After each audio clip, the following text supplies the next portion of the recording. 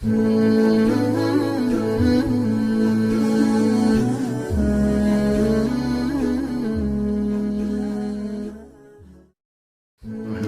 الرحیم.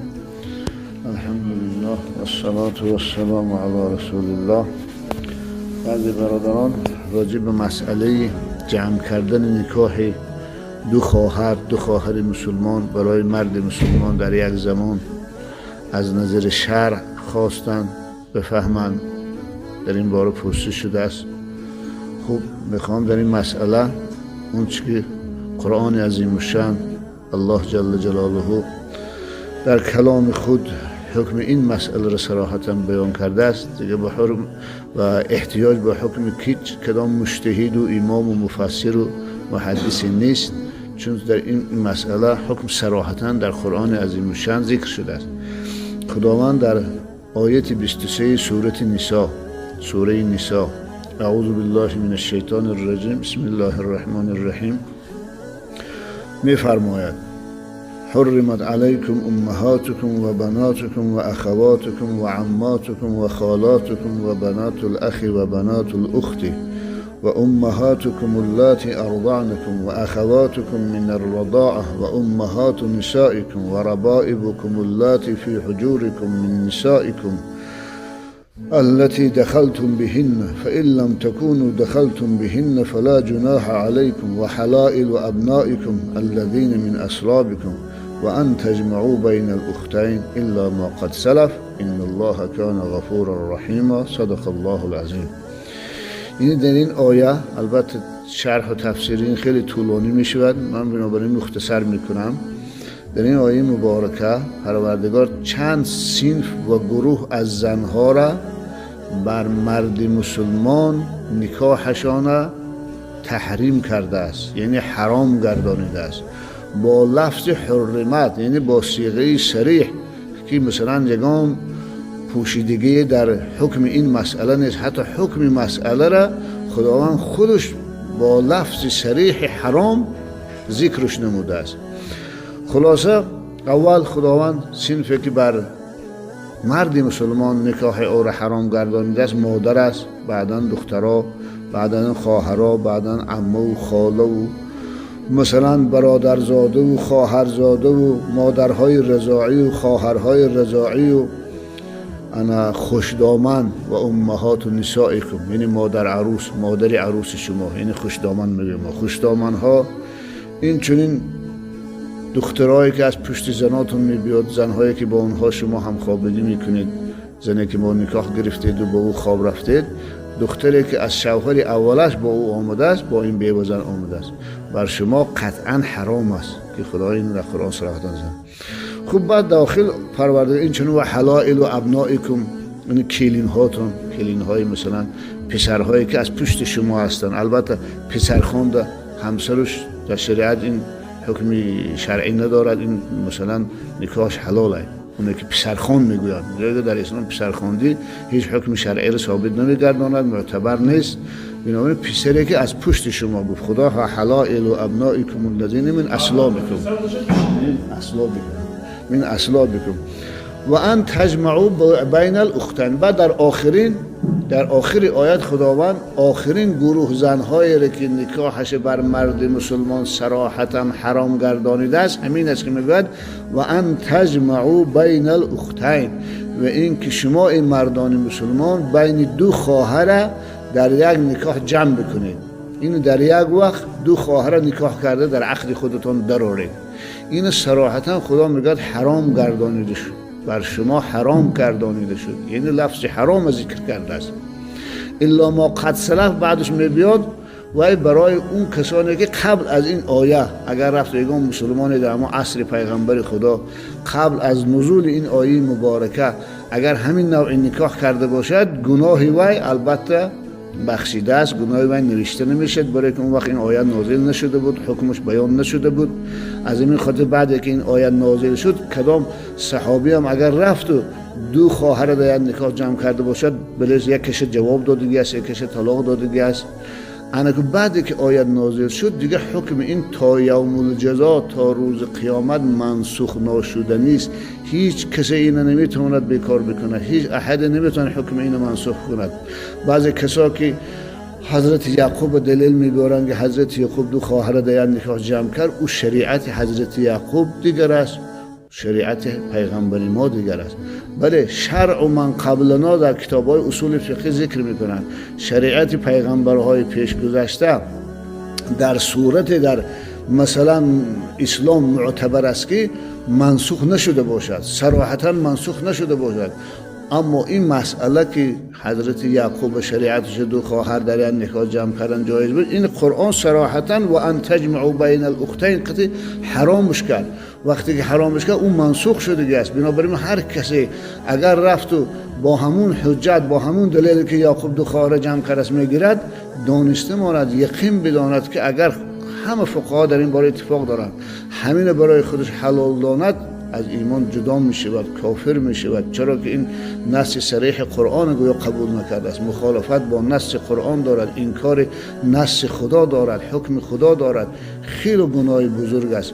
بنابر خاطر می از این پرهیز کردن در کار است. وقتی که کسی پیرو شریعت ما هست، اون شریعت ها منسوخ شده است، فقط همون مسئله های همون حکم های یا همون مسائل از اون شریعت های گذشته در اسلام مثلا قابل قبول است که او را شریعت مقدس اسلام امضا کرده است، قبولش کرده است. اما اونش که منسوخ و بیکار کرده است و هیچ خطی عمل کردن حرامه و هیچ خطی عمل کردن درست نیست. از اون جمله همین مسئله است که قرآن عظیم‌شان این صراحتا منسوخ کرده است. شریعت یعقوب در اینجا منسوخ شدگی است. باید شما مسلمانت با شریعت پیغمبر آخر زمان، پیغمبر ما علیه السلام باید زندگی کنید، با قرآن زندگی کنید. از این خاطر برای مسلمان چنین نکاح کنه، اگر اون نکاح فاسده با او خواه رفتن براش مثلا چی انا حرامه، حتی هر دوش قطعی در فتواها میگه وقتی یک شخص چنین کار بکند هر دوش قطعی خواه رفتن میده، هر دوش قطعی حرامه، تا یکیش بر خودش طلاق مثلا حرام نگرداند، تا یکیش طلاق نکند. وقتی یکیش طلاق کرد بعد دیگریش براش بر مثلا همخوابگیش حلال میشه. از این خاطر این مسئله خیلی مسئله جدی هست. بنابراین از برادرها خواهش میکنم که در این مسئله باید شوخی نبینارن که در این خارج گفته که ایمان از دست میده، ایمان که از دست رفت دانسته میدی نکاحاتون همش بریده میشود، همه اعمالهای صالح گذشتهتان ثواب و اجرشان حبطه میشود، محو نابود میگردد. و السلام علیکم و رحمت الله و برکاته. داملا ایشان نوردین جان، من یکی از مخلصان شما میباشم. میخواستم بر این سوال من جواب دهید. داملا در کف دست هر یک انسان رقم با عربی است. مثلا در دست راست رقم 18 است و در دست چپ رقم 81 است. و من شنیدم که این را خداوند برای آن کرده است که اگر شخص مسلمان از زنا و از با دست خود را شهوت ریزاندن و عموما از کارهای حرام باز استد، خداوند در آن دنیا بر این شخص 99 مراتب زیاد از این راحتی که یک لحظه کم است میداده است. یعنی 81 را جمع میکنم 99 میشد. آیا این حق است؟ یگان اصل دارد که خداوند مخصوص برای همین رقم ها را نقش کرده است؟ نه، این یگان اصلی ندارد. این خرافات است که کم که بافته است و برآورده است و بعدا بنده های خدا فقط عرب نیستند و عددهاشون با رقم عربی نیست. خداوند هر قسم و از هر قوم و ملت و از هر خلق و از هر نژاد بنده دارد. همه بنده های خدا هستند. این رقم هایی که شما ذکر کردید با عربی راست میگن، ولی با دیگر الفبا و با رقم های اروپایی و غیر اروپایی مطابقت نمی کند. بنابر خاطر این یک سخن خرافه است، بافته است، یگان اصلی ندارد، در یگان کتاب ذکر نشده است. برعکس کسی که این بافته برآورده است می شود او را گناهگار گفت. چرا در یک امور غیبی که ثواب دادن برای چنین شخص 99 ثواب حتی با یک عدد محدود ذکر کرده است. وقتی که کسی که در یک مسئله که غیبی هست و او را بجز وحی و از طریق وحی نمی شود مثلا معلوم کرد، کسی اگر چنین سخنی بافته میگوید البته او گناهگار است برای این دروغی گفتگیش. خب بنابراین این سخن اصلی ندارد.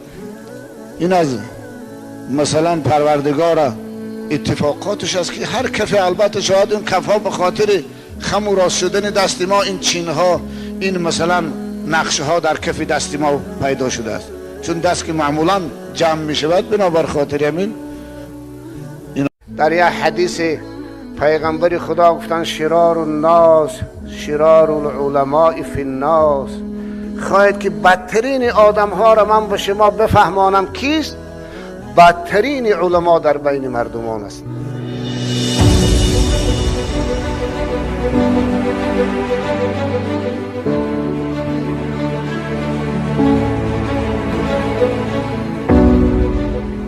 در آیت دیگری که ببینید خداوند علماهایی که به مقتضای علمشان عمل نمی کنند، فرق ندارد اون عالم از جنس مرد است یا از جنس زن، تفاوت ندارد. وقتی که خواند و فهمید به خوانده و فهمیدش عمل نمی کند، خداوند تشبیهش می کند به چی؟ به حتی اولا. بسم الله الرحمن الرحیم مثل الذین حملوا التوراة ثم لم يحملوها كمثل الحمار يحمل اسفارا. این هم در شأن علما هست. آره در شأن علما یهود است، ولی حکمش عام است، شامل علمای اسلام هم می شود. همون عالم هایی که مانند علمای یهود رفتار نمودن، اونها هم در ضمن این آیه مبارکه داخل می شود. بنابراین علم دین خصوصا به دست گرفتن بر ذمه گرفتن خیلی مسئولیت سنگین دارد. از این خاطر ببینید بدترین انسان ها بدترین علما بودند. چرا؟ زیرا یک انسان اگر بدرفتار باشد، بدرفتاری او فقط ضرر بر جان خودش میرسد، اما خدا نکرده یک عالم منحرف شد، زیان او بدرفتاری او میتواند جامعه را فاسد بکند، بر جامعه ضرر برساند. از این خاطر در یک حدیث دیگر که این روایت ابولیث سمرقندی در بستان العارفین شان میفرمایند العلماء امناء الرسول ما لم یخالط السلطان ولم یدخلوا فی الدنیا. عالم ها امانت نگهدار انبیا هستند مادام که اونها حاکم پرست و دنیا پرست نباشند. فاذا خالط السلطان و دخلوا فی الدنیا فاعتزلوهم فقد خانوا الرسل فاعتزلوهم واحذروهم. وقتی کدام عالمی که حاکم پرست شد، منصب پرست شد، دنیا پرست شد، خلاصه دنبال این چیزها رفت و به خاطر این چیزها دیگر حقیقت علمی را، حقایق علمی را به مردم نگفت و پوشانید یا سکوت اختیار کرد. ببینید سکوت اختیار کردنم در جایی که یک حقیقت علمی را باید بگوید، اینم معنای خیانت کردنی در دین است. فقط خان الرسل، این طایفه عالم ها خیانت بر پیغمبران خدا کردند. فاعتزلوهم واحذروهم. بنابراین رسول اکرم گفتن امت از این طایفه علما شما خودتان کنار گیرید و از شر اونها، فتنه اونها خودتان احتیاط نمایید. از این خاطر به علمایی که خصوصا علمای دین که میراث گرانبهای پیغمبر خدا را بر دوش گرفتید، خواهش میکنم که اون چنانه که دین از شما طلب دارد، علم دین از شما طلب دارد، خدا و رسول از شما طلب دارد، با او عمل کنید، عالم حق گوی و حق تلاش باشید.